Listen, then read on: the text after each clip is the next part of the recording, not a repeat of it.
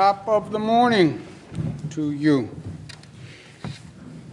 From my far right, Mr. Gareth Rhodes, Chancellor James Malatras, Director of Operations Kelly Cummings, Dr. Zucker, Melissa DeRosa, Robert Mejica. Today is day 293. It's incredible, isn't it? 293 days. Numbers for today. Statewide positivity without the microclusters. Microclusters are the intense zones, 4.6. Positivity with the microclusters, 5. Positivity in the microclusters, 6. 249,000 tests. Highest number ever for us. And we test more than any state in the nation, so we have more facts. 120 deaths. Hospitalizations down, 66. Those negative signs are actually good news. 120 deaths are in our thoughts and prayers. And that is terrible news. Reduction in ICU, reduction in intubations. Those are good signs. What does it mean? We'll find out if it continues tomorrow, but it's good news. COVID patients hospitalized by percentage of population. Western New York, down. Knock 4 Micah. Whatever good does that does. Southern Tier, 0.03. Central New York, 0.5. Mid-Hudson, 0.3. City, 0.2. New York City, Long Island, 0.4. Capital Region 03, Mohawk Valley 04, Finger Lakes. Finger Lakes, Finger Lakes, Finger Lakes. Finger Lakes in red, which has been consistent over the past several days, growing for a couple of weeks. Positivity, Western New York, down from where they were, and now the picture has changed. It's Finger Lakes in central New York, believe it or not. So this is not different than we've really seen. We've seen areas where the infection goes up. We then place a lot of attention, a lot of focus. We get the word out. People react. The number comes down. But Finger Lakes is really much higher. And Finger Lakes has a problem. Significant problem. New York City, 4.4. So Finger Lakes double the positivity of New York City, just for a sense of balance, double the North Country, almost 6 times the Southern Tier. So Finger Lakes, it's not just a situation of the times. It is particular to the Finger Lakes, and that's how you should understand it and react. Positivity in New York City, Manhattan 2.75, Staten Island 5.11. And this is, again, it's why is Staten Island higher than anywhere else? There is no explanation. If anything, Staten Island should be lower. There's less mass transit, there's less density. So it's not a statement of times, it's a statement of the particular circumstances in that area. And that's just a matter of fact from the data, right? There are still facts. New York is still at the bottom of the national curve, and that's good news. Big question, will we have shutdowns? It's a question everybody asks me. Nobody can answer that question today. People can have opinions, but it is purely up to us because it is a question of future actions. It will be determined by us, by what we do over the coming weeks. I do not believe that we are destined to have a shutdown. There is no destiny here. Destiny is what we make it. The future is what we make it. It is totally in our control, and a shutdown is totally avoidable. Totally.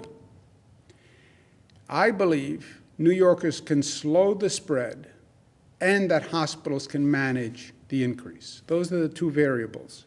Can you slow the spread, and can the hospitals manage the increase? On the hospitals, we've spent a lot of time working with the hospitals, their capacity, their communication, their ability to deal with the surge. And we've spoken with many of them. They have now shifted to crisis management. We have added capacity, especially in downstate New York. And we have about 31,000 available hospital beds now in downstate New York, which is after our Department of Health mandate saying add an additional 25% capacity. Northwell, which is the largest hospital system, and Greater New York will back up, quote unquote, the independent systems plus New York City Health and Hospitals Corporation. We went through this in the spring, right? So look at the game tape and be honest about what you saw in the game tape. And what you see in this game tape from the spring is you see the same breaks in the wall in the same places. So fortify the wall where it broke before. You have two types of hospitals. You have hospital systems. You okay? You have hospital systems where you have 10, 11, 30 hospitals in a system, and they have to work better amongst themselves, but they have other facilities in their system. Their question is, challenges coordination, making sure they're coordinated amongst each other and they're not operating as separate independent countries. But they have backup inherent in that they're a system. You have some systems that do not coordinate as well. That's H&H, in my opinion. That's where Elmhurst Hospital happened. That was the most dramatic problem we had in the spring. The other hospitals are coordinating with health and hospitals to back them up if there's a problem. What does that mean, back them up? It means before a person walks into a hospital, we have an ambulance out front, and the ambulance takes the person to the neighboring hospital that has more availability. This is a phenomenal management coordination issue because the world doesn't work that way for hospitals, but it has to work that way. And Greater New York Hospital Association, which is the representative of all of the hospitals, is going to work to back up H&H and the independent hospitals that don't have a system to rely on. So Jamaica Hospital, Flushing Hospital, One Brooklyn that has fewer facilities. They will be backed up by the larger systems. So if they have a problem, the larger systems will help them with capacity. H&H has an issue. Like last time, the other systems will step in. The hospital systems are the predominance of the hospital beds in New York City. And they're the predominance of the hospital capacity in New York City. So that's all been in the works. We spoke to Erie County Hospitals, Monroe, Haney's, which is the organization that represents the upstate hospitals. They are doing a very good job for the increased capacity, and they're coordinating, and they feel good. The Department of Health regulation added 25% additional capacity and said if they had a capacity issue, they would have to cancel elective surgeries. Now, remember, the Department of Health law says, executive order is a law, says, if a hospital believes, given the numbers, the rate of increase, they could hit 85% of their maximum capacity in 3 weeks, they must notify the state. It's a little confusing. They're looking at a rate of increase. Hospitalization is going up X% a day. They're predicting post-Christmas, X may go to X+1 per day. Factor that out for 3 weeks. If you think in 3 weeks, hospital, you may be at 85% of maximum capacity, you have to tell us today. Why? 3 weeks, so you have a 3-week buffer. 3 weeks, they think they're at 85. You have an additional 15% buffer. So basically, it gives the state 1 month notice at least. And at that point, we would shut down the economy. If that regional hospital system says, we're going to hit 85% in 3 weeks, we'll have a 15% buffer, that's when we would shut down the economy. Now, no hospital in the state has given that 3-week notice. No hospital in the state. Which means what? 3 weeks from today is roughly January 8th. No hospital in the state believes they're going to hit 85% by January 8th. No hospital in the state. That's good news, because you have no hospital in the state saying they think they're going to hit 85% of their maximum by January 8th. So that is very good news. Ken Rasky, who is the president of Greater New York Hospital Association, who was tremendous in the spring, getting us through the spring crisis, and is really one of the best hospital executives in the country, in my opinion, and I've worked with a lot of them. He issued this statement. Ken is also a somewhat verbose person, uses a lot of words, but he said he's spoken to all the hospitals. They understand the consequences. They're comfortable about handling the capacity. And if they're not comfortable about the capacity, or they're concerned about the rise in hospitalizations, they would be the first one to call for an economic shutdown. I'm kidding about him being verbose. Just looks like he's verbose on this slide. I believe hospitals are going to be able to manage this. We learned a lot in the spring.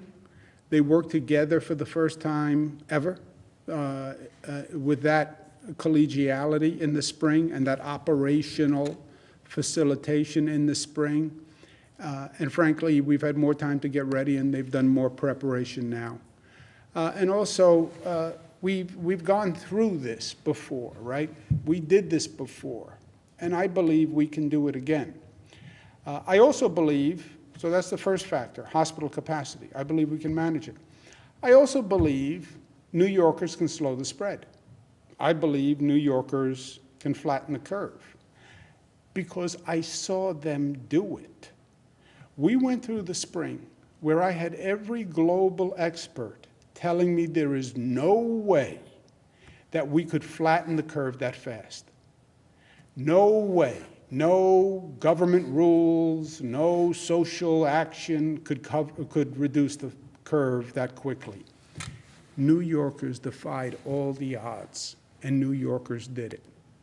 So I believe New Yorkers are totally capable of celebrating the holidays, celebrate Christmas, open the gifts.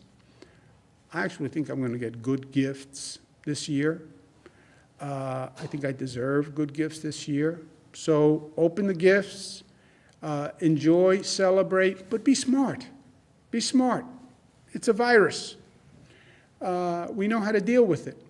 Just be smart. Take precautions. You know how they say happy and healthy holidays? They always say that. I wish you were happy and a healthy holiday. Yeah, focus on the healthy this year, right? Focus on the healthy. I believe New Yorkers are capable of doing that. I believe New Yorkers are seeing the numbers in the increase from Thanksgiving, and I think they're going to learn from it. What happened after Thanksgiving? I sat right here and said, Thanksgiving, you're going to see the numbers go up. People are getting on planes. We saw it in the airports, more airport traffic, more car traffic. We're going to get together. We're going to have a great turkey dinner. If we're not smart, you're going to see an increase. You know what happened? Bloop, we saw an increase. New Yorkers get it. They see the numbers. New Yorkers are smart. I think they're going to learn from Thanksgiving. And I think you'll see a smarter response through the holidays. So I believe we can avoid a shutdown, and I believe we will avoid a shutdown. I'll go that far. I understand local officials are warning of a shutdown if the growth increases. I understand why. The public needs to know the status and the consequences. I have said, if we don't slow the spread, we could be headed for a shutdown. But we can slow the spread, and the hospitals can manage it. And this is in our control. And shutdowns are very, very harmful. They hurt a lot of people. They hurt businesses. They have mental health consequences. They hurt children. Shutdowns have many negative consequences, and this has been a long year. And the last thing anybody wants is a shutdown. So I'm working as hard as I can and hoping, and I believe that we can stay open, and we will stay open. We need a new mantra. Our mantra has to be slow the spread, stop the shutdown. Slow the spread, stop the shutdown. Slow the spread, stop the shutdown. It's that simple. Focus on that. Focus on that. Holiday season, sitting at the table, slow the spread, stop the shutdown. That's the consequence and the connection. At the same time, we have to accelerate the vaccine. This is now a foot race between the vaccine and COVID. The faster we vaccinate people, the quicker COVID comes down. They're talking about a 6 to 9 month timeline. That is all in our control. It's how fast we do it, how many people do it. We had the first vaccination in the country, I believe, because New York is mobilizing faster, I believe, and more organized than any other state. We had the first superhero, Nurse Sandra Lindsay. She is my role model.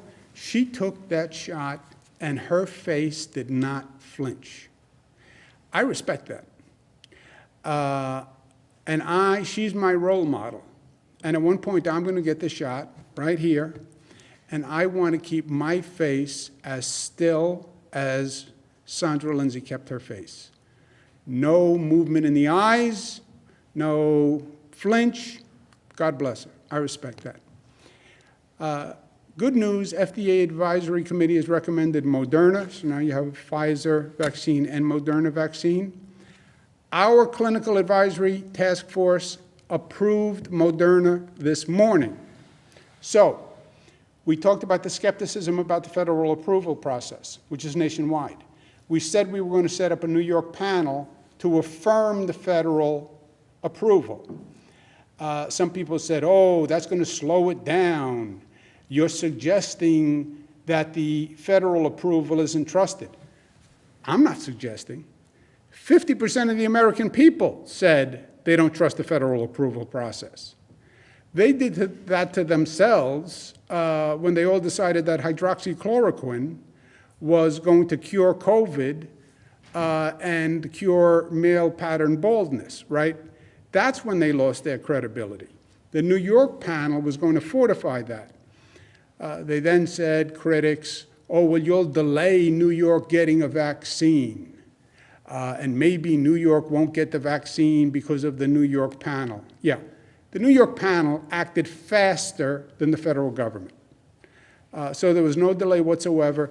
And now the people of this state know it's not just trusting the federal government, the state government also affirmed it. And I will take the vaccine based on that affirmation. Next week, we received 346,000 Moderna doses. Remember how this works. The state controls the dispersal and guidelines on the vaccine. They're allocated regionally. The vaccines are going to be distributed medically, not politically. What does that mean? When we went to the COVID test, there was a whole question of who gets the test first. Do the rich and famous get to the front of the line? I anticipate that with the vaccines also. Who gets it first? Was there favoritism, et cetera? Did the politicians have their buddies get to the front of the line? This is not going to be done by the political system. It's not going to be done by the county executive. It's not going to be done by the town supervisor. It's all being done by medical facilities. So there will be no politics in the distribution. We have distributed the Pfizer and Moderna vaccine to 292 sites across the state. We have what we call regional hubs that are the medical facility that is working on the distribution plan for phase 2. These are those hub facilities, and this is how many vaccines they will distribute in that region. This combines the 170,000 from Pfizer and the 376,000 from Moderna. Even better news, surprising news, it's a little bit of a mistake, but a mistake that turned good. The supply of vaccines is bigger than we thought. The initial shipment of Pfizer vials were supposed to have 5 doses in them. If you remember when I showed you the Pfizer package here, I held up the vial and I said there were 5 doses in this vial. It turns out that there's 40% more doses in the vial. When they're measured in the syringe, there was more than 5 doses. The FDA has authorized using those doses. DOH is authorizing them today. So there's more than 5 doses. There can be 6 doses or 7 doses. And that is actually increasing the number of doses that we have. We're still on phase 1, which are healthcare workers, nursing home congregate. Late January, we go to phase 2, essential workers, priority general. 19,000 New Yorkers vaccinated so far. You want to know how to get a vaccine? You can go to that very attractive website, Vaccinate New York, arm, bicep, harkens back to New York Tough, but doesn't say it. New York State, vaccinations are no cost to the public. That is not true in other parts of the country. In this state, you do not pay for a vaccination, period. So there's one less obstacle. New York has been through hell, but the finish line is in sight, and we just have to get there. Bump along the road, Washington is going to pass a bill with no state and local funding, but it could have education funding and it could have health care funding. That would be good. Short-term options on the state's fiscal issues. Option A is to do the budget now. Do a tax increase and do the budget. Some legislative sources are talking about a tax increase of about $1.5 billion to $2 billion. Is that the right amount? Is that too low? And who would you tax and who would you give the money to, right? We have overall a $15 billion deficit. You raise 1.5.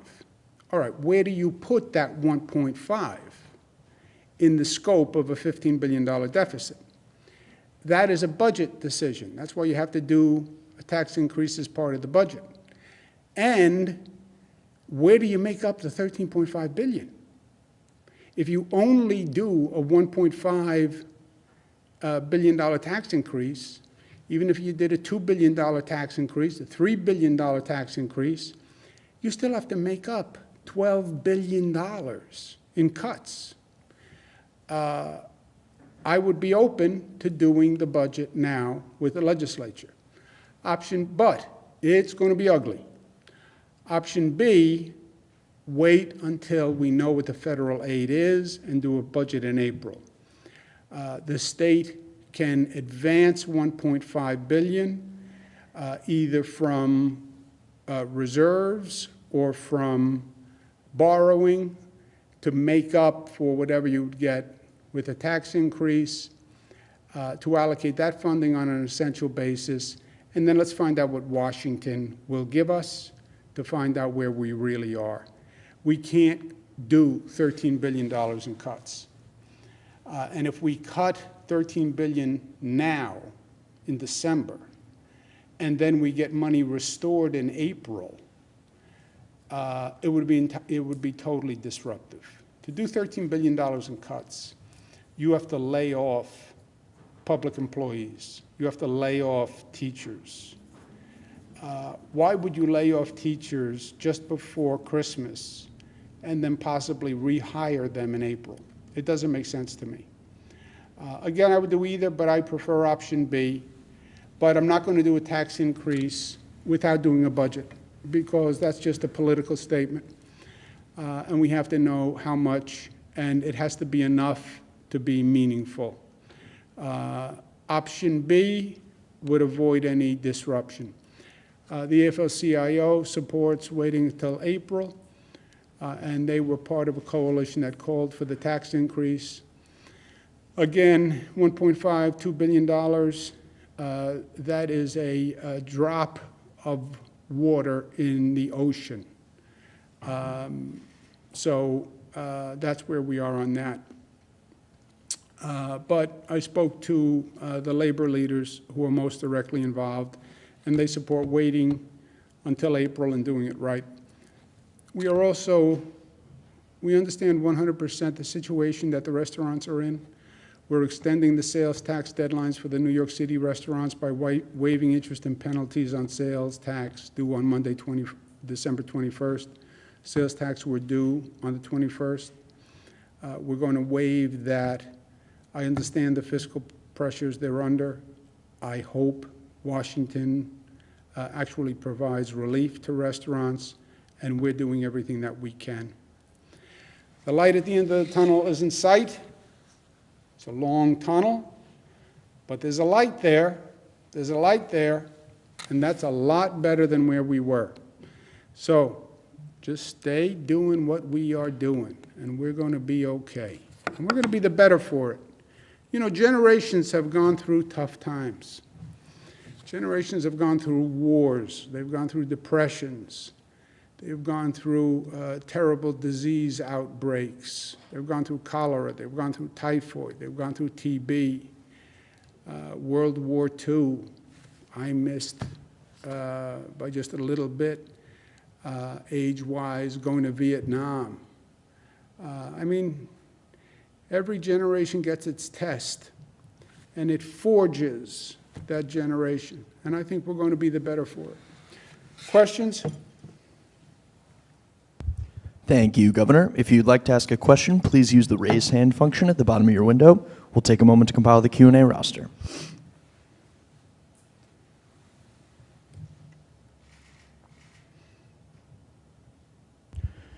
Governor, your first question comes from Allison Caden at Pix 11 News.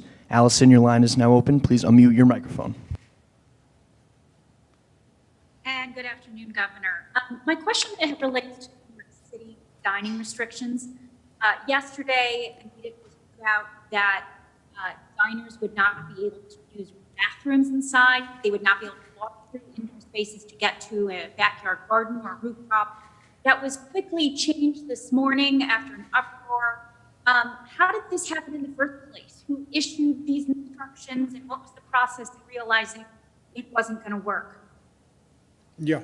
I don't know the specifics, but there was never an intention to tell diners that you can't use a restroom. That was never the intention of a state regulation.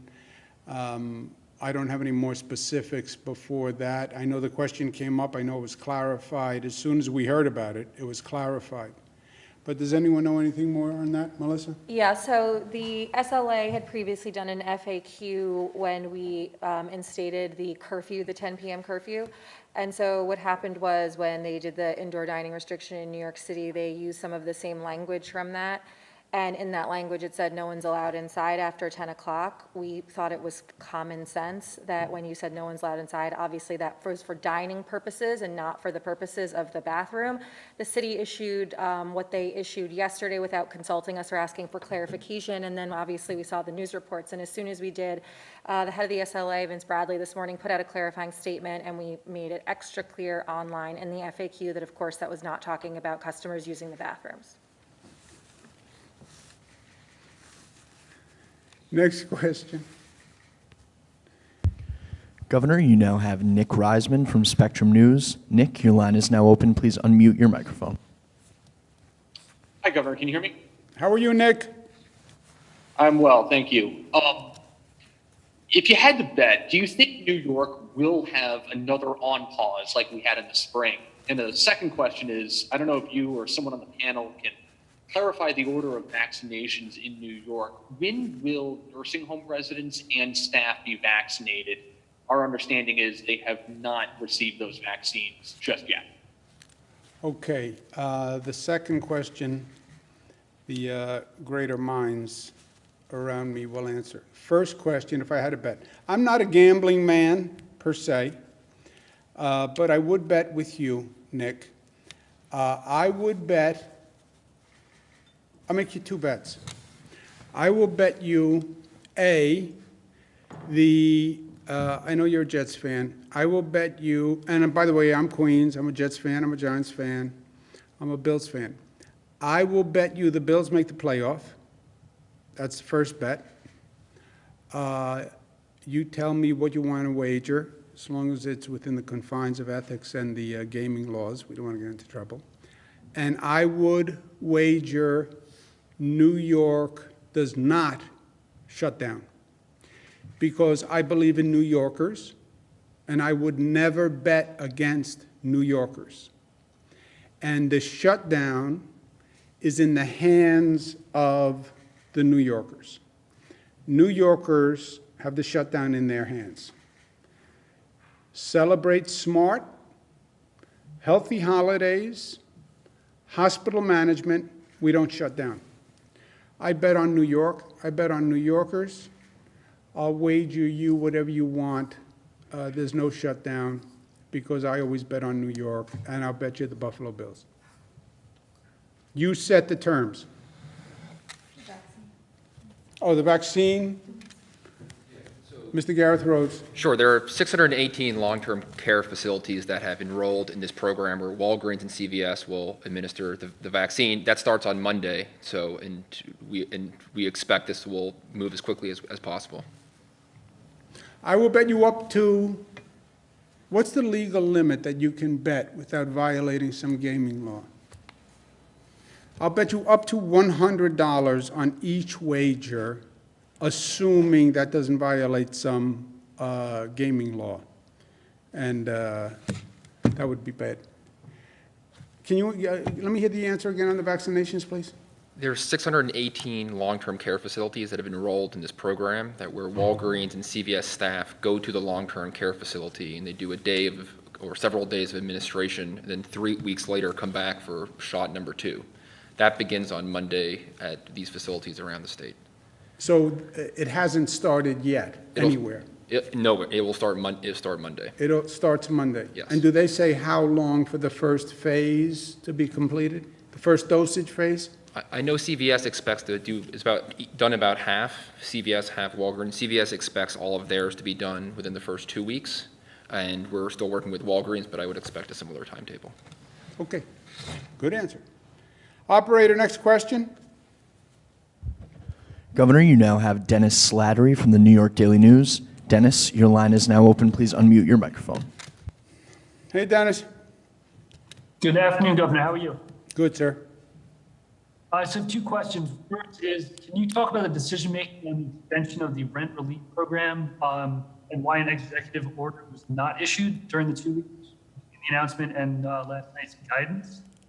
And then secondly, the city's Department of Investigation report into the NYPD response to the George Floyd protests found the department had a lack of a clearly defined strategy for engaging the protests, and that officers engaged in actions that were unprofessional and used unjustified excessive force. Can you talk about that report? Have you had a chance to see it?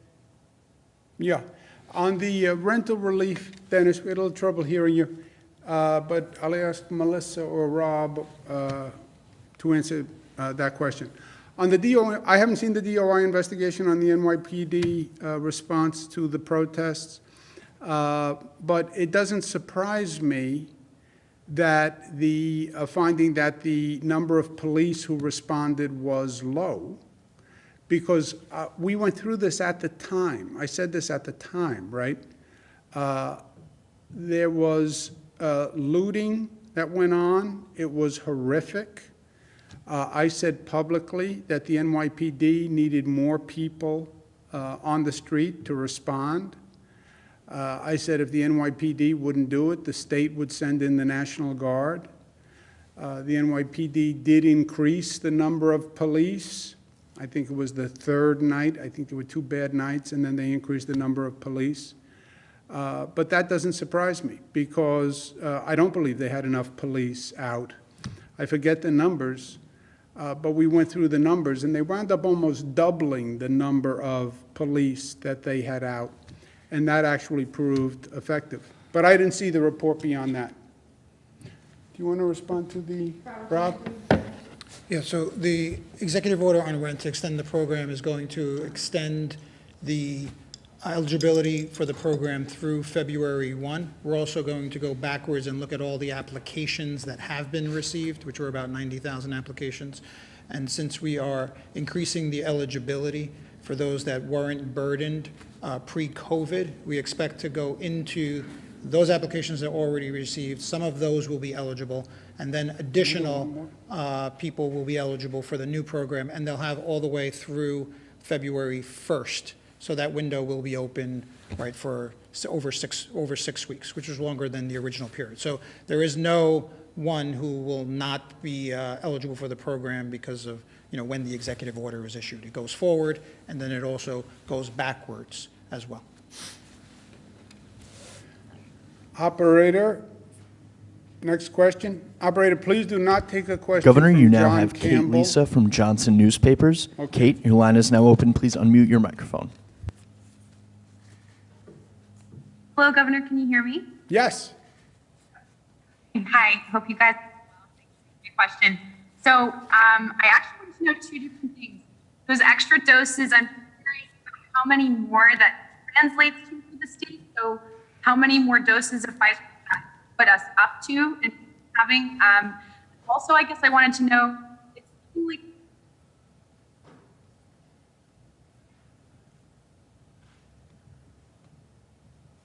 Okay, I missed this. I think I missed the second part of the question. The first part of the question was how many more doses, because there are more doses in each vial by Pfizer, instead of 5, there's about 6 or 7. Rather than having 176,000 dosages, how many do we have? Good question. Do we know, Howard? 20 to 40% more, and so it just depends on how much each person would get out of each vial, right? So some may get a 6 dose, and some may get a 7, so I can't give an exact number on that. Let's say 20 to 40% more. 20 to 40% more. So If we had about 500,000 doses, which is where we were, right, and potentially up to another 200,000 doses, but we're not saying that they have to get 6 and 7 more, right? It's permissive. So if they get up to 6 or 7 more, then that could be up to 200,000 more from the original 500,000. Now those numbers obviously are changing. So going forward, we'll revise the estimates to allow them to. We're going to have the minimum of 500 of the minimum doses, which is 5 per vial, but they can also get between 6 and 7 on top of that. And the numbers will be rolling and changing as you go. But they'll be reporting back to us every day of how many doses they did administer, and then we'll adjust those calculations on a daily basis. Operator, we'll take one more question, but not from John Campbell. John Campbell mocked my Ford Bronco yesterday. And look, I understand as governor I have a thick skin, and people say a lot of things, but I think mocking the Ford Bronco is beyond the pale. It was unjustified. It was factually without base. That Ford Bronco did better in the snow than the Suburbans that were used by the state police. It's the last of the large Broncos. It is a collector's item, and I believe it will be one day. So I think there is a line that not even a governor has to go beyond. So mocking of the Ford Bronco is the line. One more question, operator. Governor, your last question comes from Bill Mahoney at Politico. Bill, your line is now open. Please unmute your microphone. Thank you, Governor. Just following up on the comments you made earlier about the Bills in the playoffs. Will fans be able to go? Are you going to eventually take that trip that you mentioned back in September to figure out a way to get people to the stadium? You know, it's a good question. We are still looking at it. After we had that conversation, Bill, the infection rate went wild in Western New York, as you know.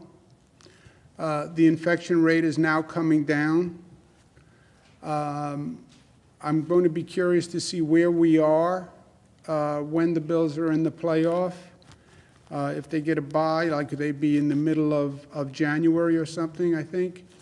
But where we are that first week in January, January 9th, et cetera. And there are a number of stadiums that have allowed people, but it depends on the situation in Buffalo, right? It depends on where you are in that infection rate and where you are on that hospital capacity. I would love nothing more on a personal level than to see Buffalonians enjoy this moment. They're playing great. It is exciting. And God bless, you know, Buffalo deserves it. The Buffalo Bills fans are like none others. They have really hung in there. And it's fun hanging out in the bar with you, watching the Bills. But if we're in the playoffs, if the infection rate is under control and the capacity rate is under control, and we come up with a smart, science-based way to do it, I would be all in favor. It's going to be a health decision, so it's going to be Dr. Zucker's health decision. I don't know that he's a football fan in general, but I'm going to communicate that if there's any way to figure it out, we should try to figure it out. Thank you very much, guys.